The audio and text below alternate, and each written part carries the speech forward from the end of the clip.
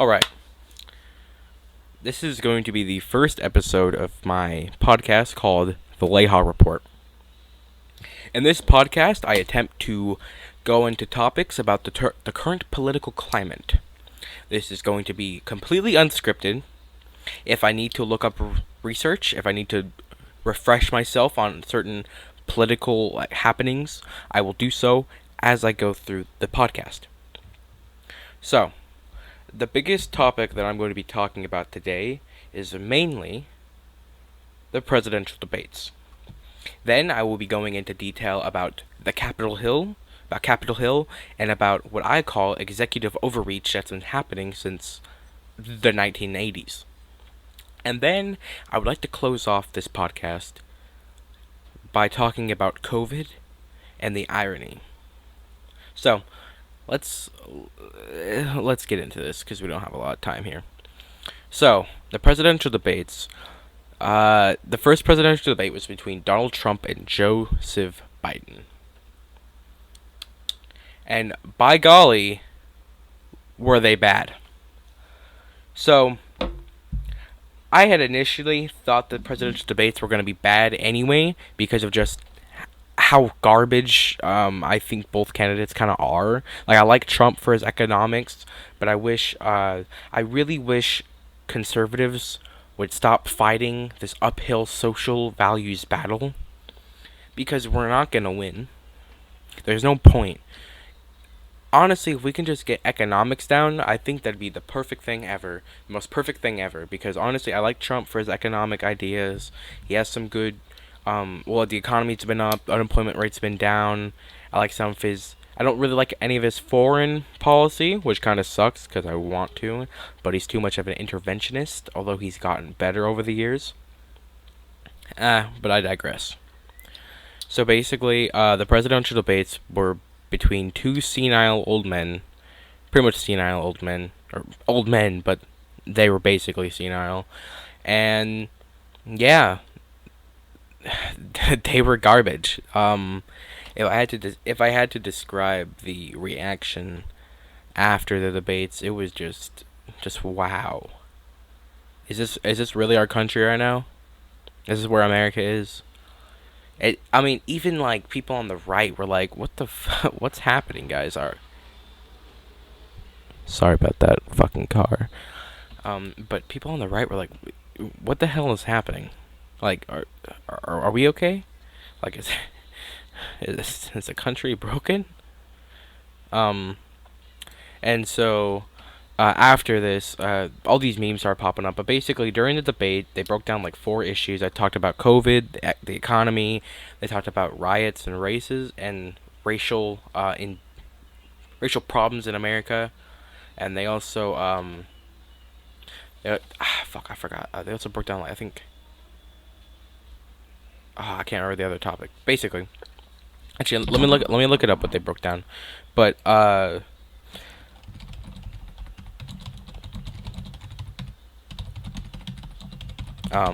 basically, fuck, what's I talking about? Basically, the debates were basically a three-way debate between Chris Wallace, the moderator, and the two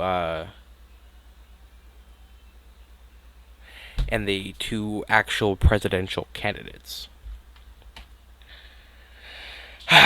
And let me tell you, okay, so President Trump could not stop. President Trump could literally not stop talking over Biden.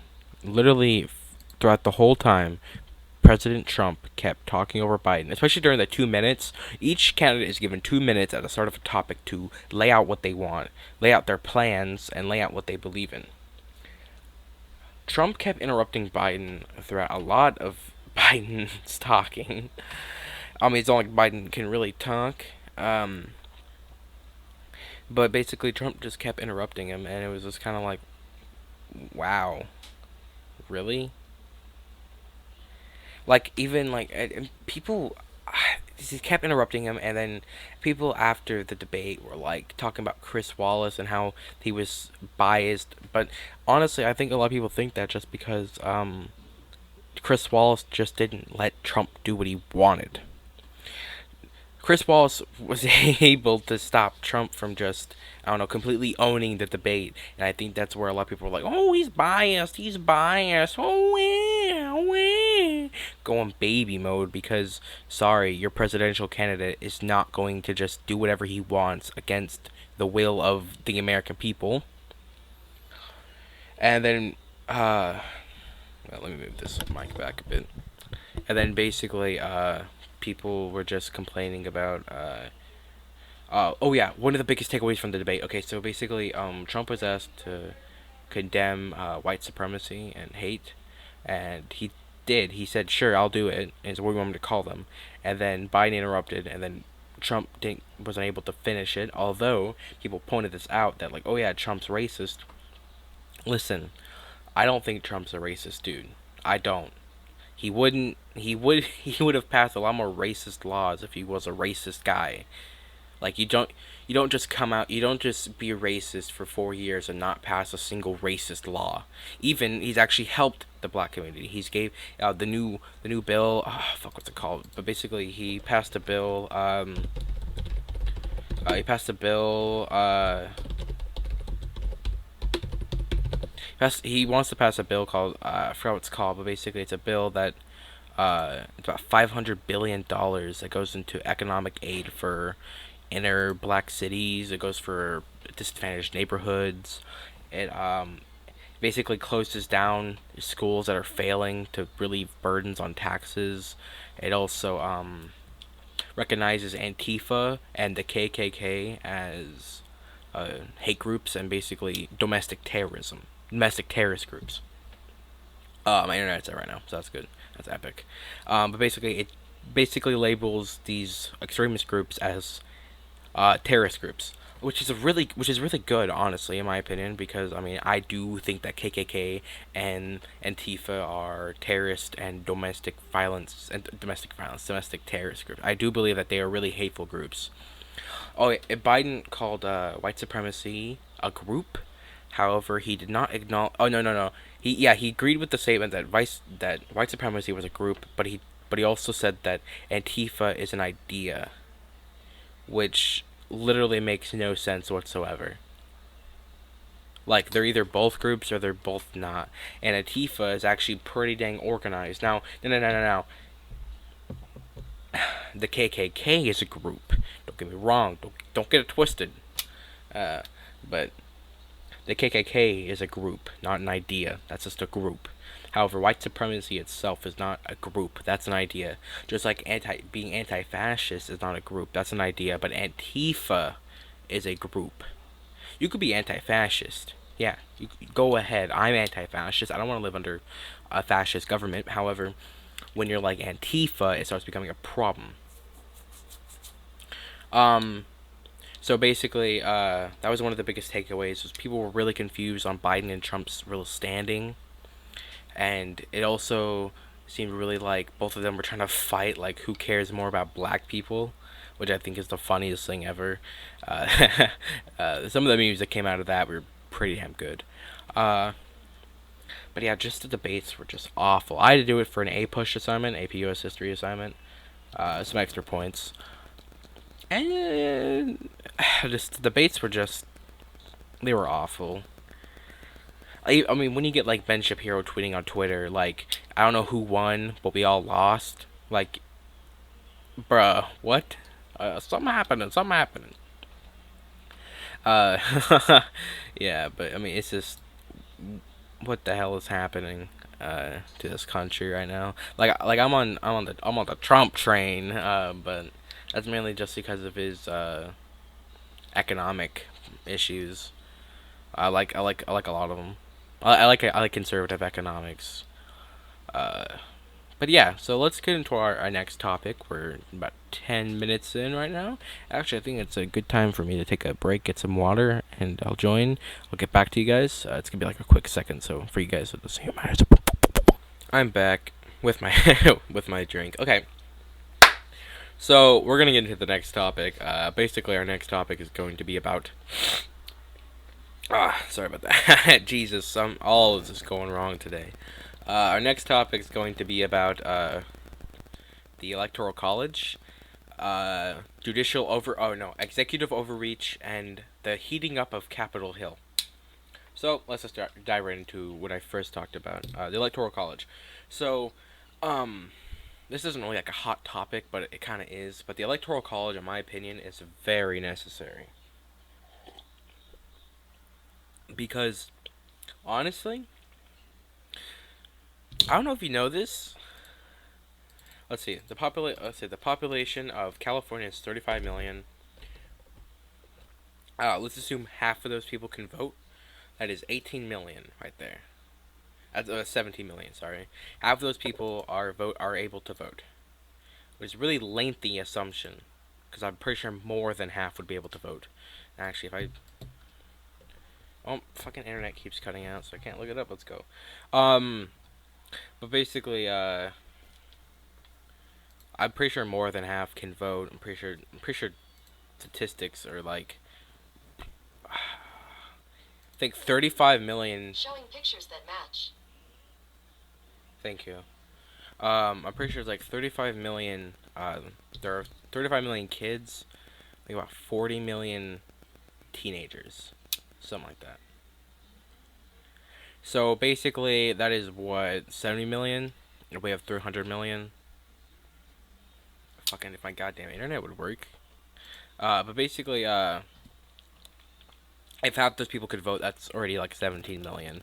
Then you have Texas and Florida, which have about 25 to 29 million. Let's just say they both have 25, just for ease of use. They both have 13 million to the population, to the voter population. So what, we're already at like 40 million. And how many people voted?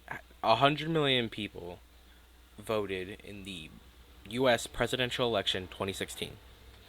So we're already at half. Florida and Texas are both red states, but that's because a majority of those people in that state vote. So if we were to get into semantics, we'd have to do at least half in each state, except for California. California would get like 75% of it. But this basically dictates that the bigger states would definitely bully the smaller states, because if you look at the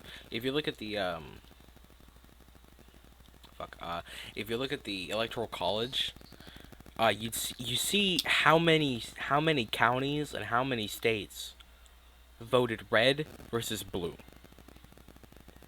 Like, it's ridiculous. It's ridiculous. The only counties that really vote blue are metropolitan areas. Like, rural counties usually vote red, and vice versa. Democrat counties vote blue, or Democrat counties. City and metropolitan counties typically vote blue, just because of location, I guess, more diversity. But basically, I mean, it's perfectly fine. Like, this is just how it is. But I mean, you see the clear divide. Without the Electoral College, I don't think Republicans would ever win another presidential election. Ever. There's just no way. I mean, you could just say the same about Democrats. However, city populations are growing a lot faster than rural populations. There are a lot more people in cities than rural areas. Imagine that. So, I mean, the Electoral College, in my opinion, and it's actually why the founders enlisted the Electoral College. They put the Electoral College in place because without it, big population states would have too much power, and they would. I mean, they were right to assume that big population states like New York, Florida, Pennsylvania, Michigan, Texas, and California would have so much power. They would have so much. The rest of the U.S. could not stand up to the masses of people that vote in those states. Because smaller states with smaller population, especially vote red. I live in what is typically called a shithole, Arkansas, and it votes red It's a safe red. It guaranteed red.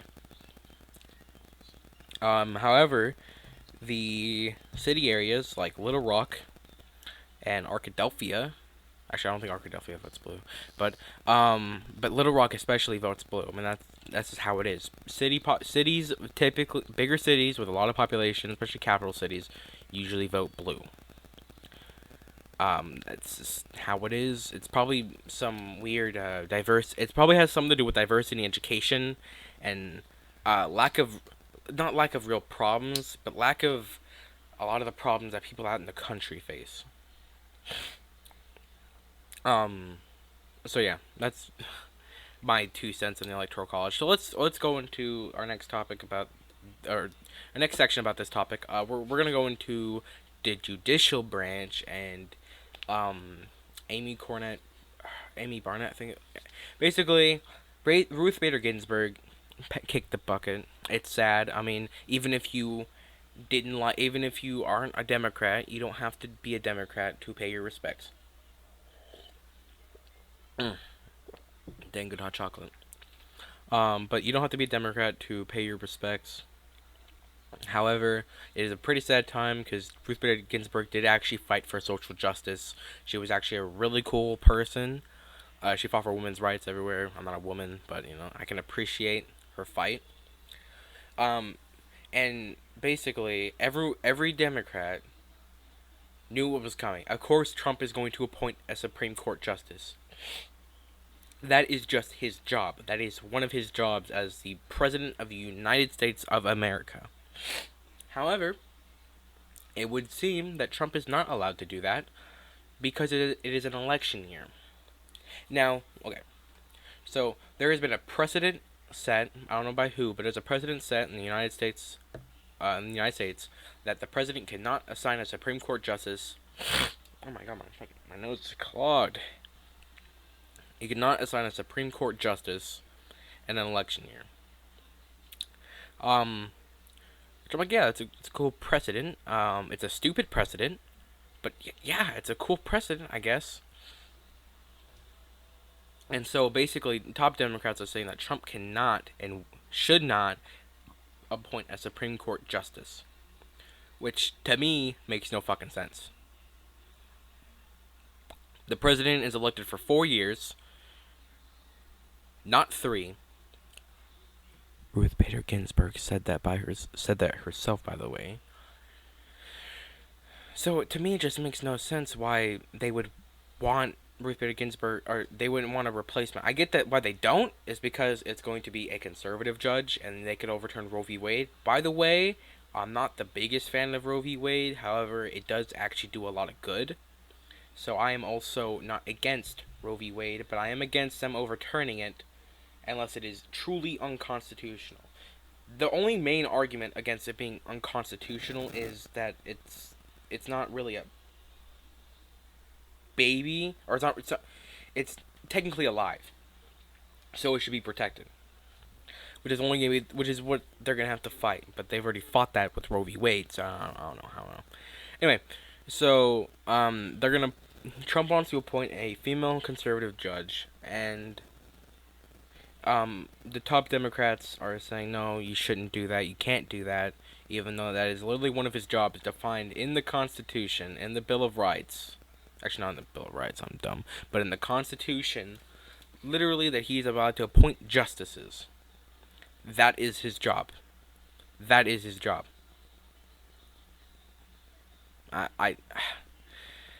But, I mean, it's just, I get that Republicans would bring up the fact that they had denied. Basically, if let's say Joe Biden wins and let's say Brett Kavanaugh kicks the bucket and it's the election year, you bet your ass Joe Biden's gonna want to fill that fucking spot. That's just how it is. I mean, it's your job. It is literally your job. It is like one of the only cool things you can do. But basically, in the conclusion of that segment, both sides are kind of dumb. However, Trump should be able to appoint a Supreme Court justice. I don't understand why he can't.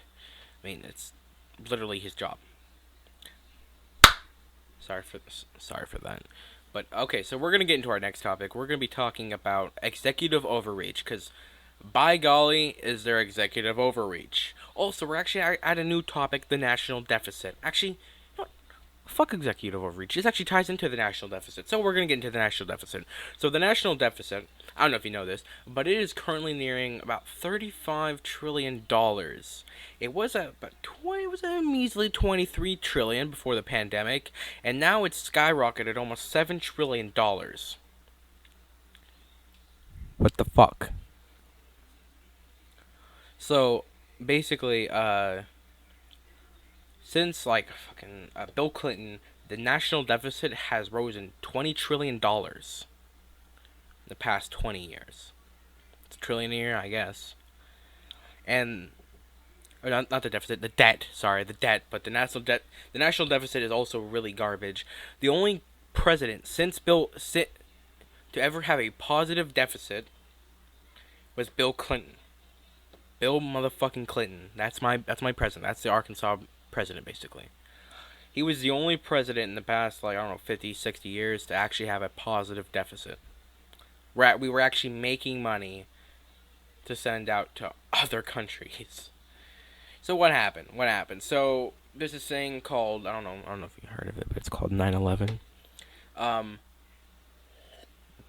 that basically apparently fucked us because we had to go to the Middle East, even though we don't really have to.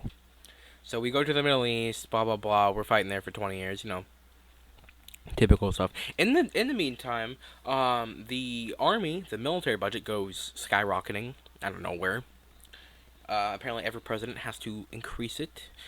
I thought Obama would decrease it, but he didn't. So there's that. All right, I don't think he would because I thought it would have at least crossed his mind, but apparently it never did, or maybe it did.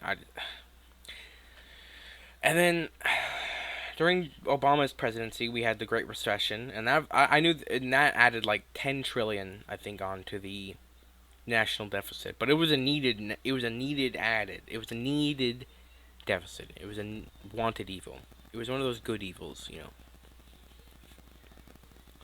And then basically, Trump, no, not Trump, sorry, but Obama didn't pull us out of the war and increased drone strikes, which are technically cheaper. However, I have a whole topic about drone strikes. We'll get into another episode. Don't you worry.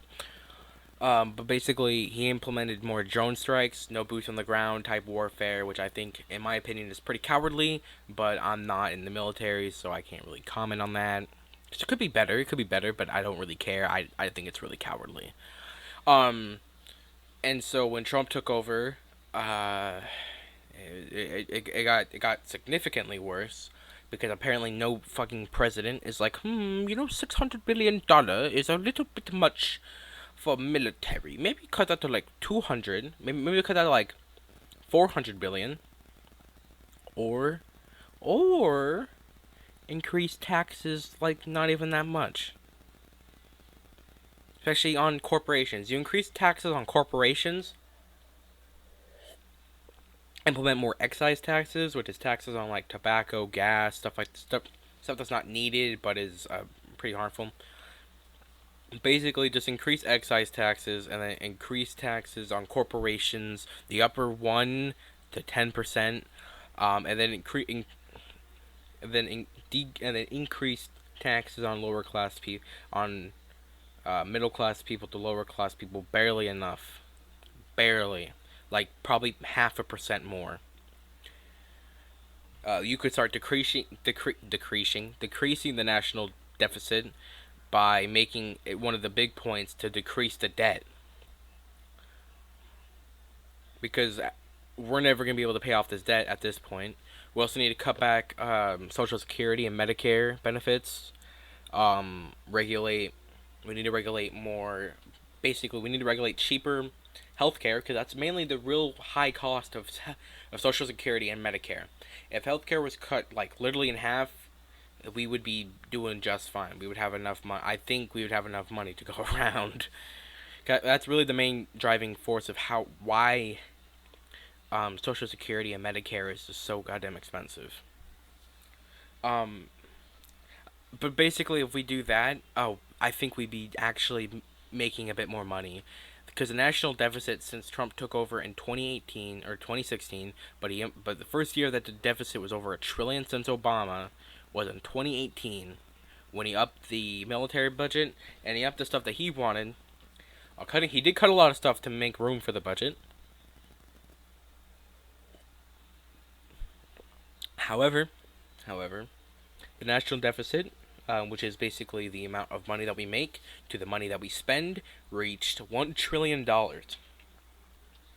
So we made about $3 trillion in tax revenue, and we got and we pay $4 trillion for our stuff. 2 trillion of which, 2.5 trillion of which, are literally the military, Medicare, the defense, or military, Social Security, Medicare, Medicaid. So yeah, we have a lot of debt in our hands, and we got a lot of stuff that we spend on. So what are we gonna do? We're in this sort of situation where I don't think the national debt's gonna be going away for years and years to come. So I mean, hopefully, if I ever feel like I'm brave, I might run for president or run for office, and start implementing more budget cuts and implementing more, I don't know, actual good policy. The most conservative, like Republicans, Republicans are like the conservative, like socially conservative, like financially conservative. I mean, but like they're not the most financially conservative. They're probably the most financially liberal because they just spend all this money that we just don't have. So I mean, it's just I don't even know anymore. But let's get into our next topic. We're gonna be talking about COVID. I mean, this is a hot topic, because it's 2020. This is a hot topic during this year. Basically, a lot of people are blaming Trump for not shutting down the country soon enough. I don't really see that. I feel like Trump did the right thing. He did cut off trade to China right away, almost right away, like a few days later. But it wasn't in the U.S. at that time. And then he cut off trade, cut off all ties to China. Tried to get all of our people back home, and then implemented travel bans in Europe, I think in February.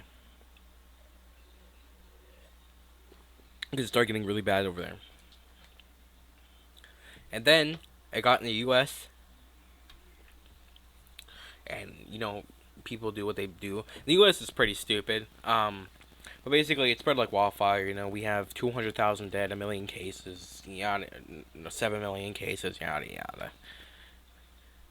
But we have this big problem right now where we're spending a lot of money on stuff that we don't. Basically, the hot topic is that did Trump open up the economy too soon? I feel like Trump opened up the economy a little too soon. However, money does not grow on trees, contrary to popular belief. Money has to be earned, and how you gonna earn that money when you're the government if everyone's inside and not making money? You don't make money.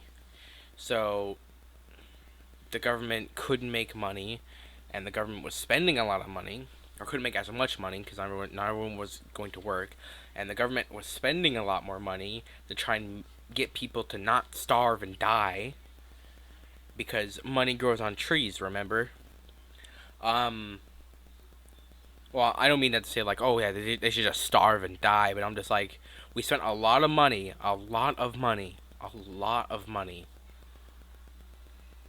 during this pandemic. I think our national debt rose 7 trillion, just this year alone, all on bills that are supposed to relieve the country.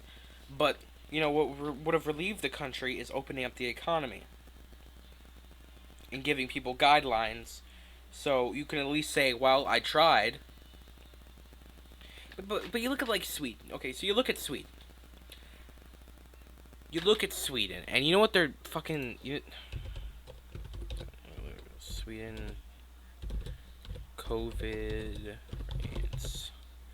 You look at Sweden, all right? So you look at Sweden, and their COVID rates are fucking amazing. They have like the lowest in the world, except for the countries that don't have it. But you know what they did? They never closed. They never closed. They have 2 deaths. They had 2 deaths a day and 68 confirmed cases. Just it sounds like a lot, but I mean, compared to like the U.S. or any of the other Nordic countries or European countries, they're doing damn well. Good, they're doing damn well. Yeah. See, there was like a huge pause. See, since it didn't shut down, they didn't shut down. Everyone criticized them for not shutting down 4 months ago. So yeah. So they had huge death rates. They had huge death rates in like June, and then you know what happened? It all kind of died down. And for almost 2 months, according to this, just no cases. They kind of just plateaued. They kind of they really just plateaued. Unless I was just underreporting. Yeah, they literally just plateaued. Like, listen, they went from 300 confirmed cases to literally 4 and 5 for literally like almost for literally. Sorry, not 2 months, a month. But yeah, and then they went back up.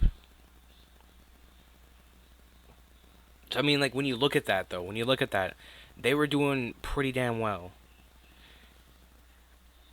So I mean, is it actually that's a little sus? But I did read that there is actually another strain of COVID now. I don't know if you know, but there is actually another strain of COVID. So that could be a reason for the new like just restart of deaths and confirms. Let's look at their death list. Yeah, well their death list is down. They had a surge about 183 deaths in one day. But my point is that the economy, in my opinion, should have been shut down for about 2 weeks and then restarted, up and going again, up and going. Because the only way that a population gets over a virus is that if we have almost constant exposure to it. Because viruses, contrary to popular belief, do not want to kill you. They only want to infect you. They only want to infect you and harbor you and create more virus. So the COVID does not want to kill you, but it's a zoological virus, so it affects our bodies a lot differently than it does like a bat. So you look at like swine flu and bird flu. Birds and pigs do not die from those types of influenza. However, we do. We die from those types of influenza. Influenza itself kills so many, but its rates are down mainly due to vaccines, but also due to overexposure.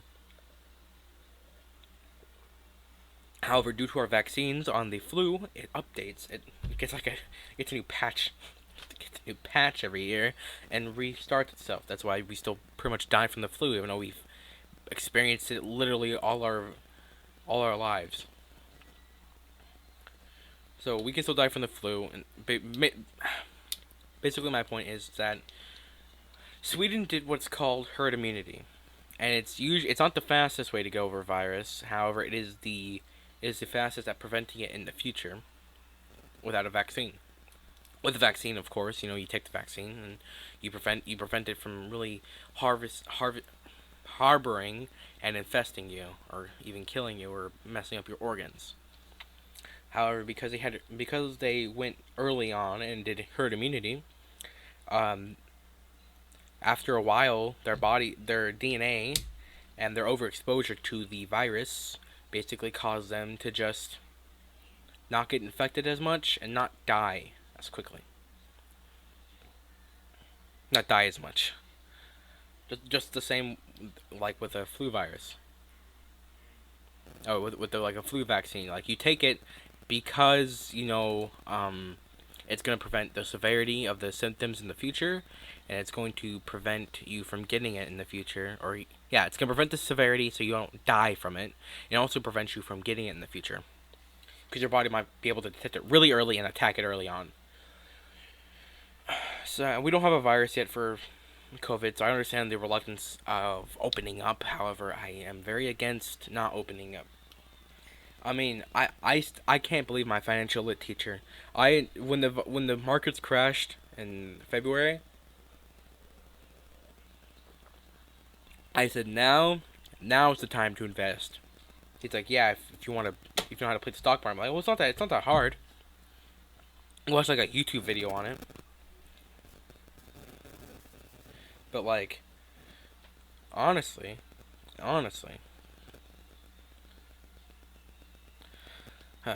Well, what was the moral of today's story? I guess. Um, I don't know. I don't know. So basically, in summary, in recap, um, the presidential debates were a disaster. Oh yeah, Trump got COVID. That's something that's been kind of leery because you can see people on the internet being absolutely dumb and be like, "Oh, Trump died from it." Like, yes, of course, because I'm sure you want a dead president in office, leaving our country literally unstable. But anyway, so in recap, the presidential debates were pretty damn garbage. Trump should be able to appoint a new Supreme Court justice. That is literally one of his jobs. The deficit is a little too high for my liking, and I wish some smart politician would get into office and actually, I don't know, decrease the deficit for once. Um, COVID is kind of a hot topic. It's herd immunity does work. If you look at Sweden, they're one of the biggest cases of herd immunity working. Economy just not doing so well. National debt during COVID has skyrocketed between to unbeknownst levels. And so yeah, that is the recap. So I hope you enjoyed this episode. If you did, please comment, please like, subscribe if you haven't. You don't have to if you don't want to, but I do appreciate feedback because this is something new. This is something I wanted to do, and this is completely unscripted. So there's parts where I'm not doing what I should be doing. Um, so we'll see how it really works. I feel like this might be pretty good. I like it. I like doing this, being able to talk about the stuff I'm passionate about. I don't know if I'll be doing it all about politics. I might go off on a tangent about something like video games or just stuff like that. So I hope you guys enjoyed. If you did, leave a like, leave a dislike. If you didn't, comment what you did like, what you didn't like. Give me a full like essay about what you didn't like about this 40 minute, about almost 40 minute, um, video, a video, quote unquote video. But yeah, I'm just trying something new. Doing like a little podcast type thing. Just seeing how it is. It is. So I will talk to you guys later. Hope you guys have a good day. And this is the Ben Leija. Fuck. This is Ben Leija signing out. Hope you enjoyed the Leija Report.